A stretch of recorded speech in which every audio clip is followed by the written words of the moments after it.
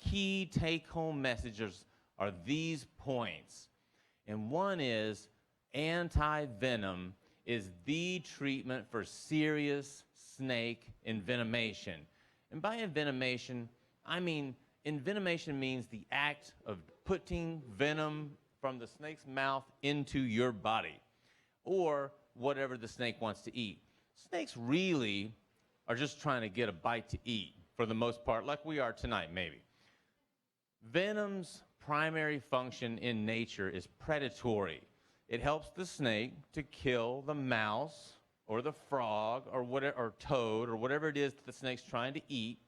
It helps it kill it to stop it from moving around so this animal with no arms or legs or claws or anything can crawl after a fast-moving mouse and catch it and eat it. So it knocks the animal down, changes its scent a little bit so the snake can track it down, and then it starts to digest it so the snake can eat it and be nourished by it. Snake also has a defensive function. Snake venom also has a defensive function in nature too.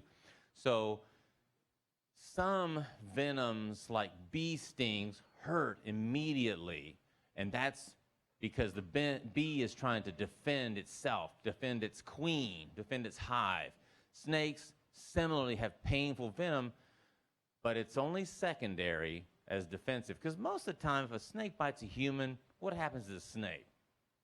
A lot of times it gets killed. Sometimes the snake's able to crawl away and escape with its life, but most of the time if a snake encounters a human and it bites them, a lot of times snake gets killed. Anyway, so the reason I tell you about what venom is used in nature, the reason I'm telling you that is because if it helps the snake to eat, it's filled with digestive enzymes. As these digestive enzymes get into a person, they start to digest the human. So no one really wants to be digested. So I tell my doctor friends, I say, time is tissue. By that I'm saying, look, the longer you let this venom digest this person, the more damage is going to be done. And you can't reverse digestion. You have to heal from digestion.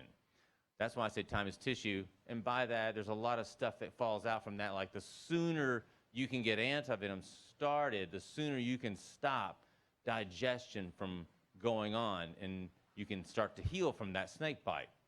Some processes are reversible, like the neurotoxicity or the bleeding disorders, but a lot of things are not, like digestion. So you want to get antivenom going sooner rather than later.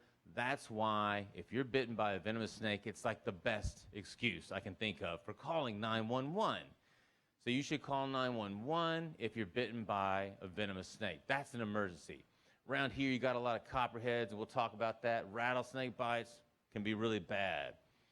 The other thing is, if you, and when I talk to doctors, I say, if you do not know what you're doing when it comes to taking care of a snakebite patient, and not all doctors do, call an expert, like a physician expert.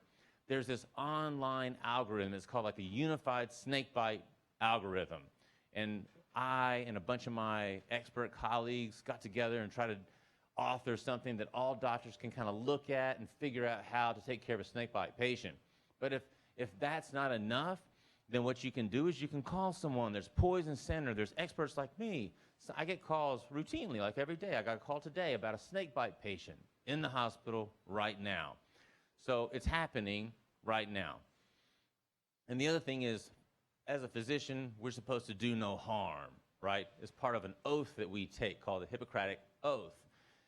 And a lot of things that people try for snake bites cause more harm sometimes, or they add insult to the injury of snake bite, like cutting into the snake bite wound, you know, trying to suck out the venom.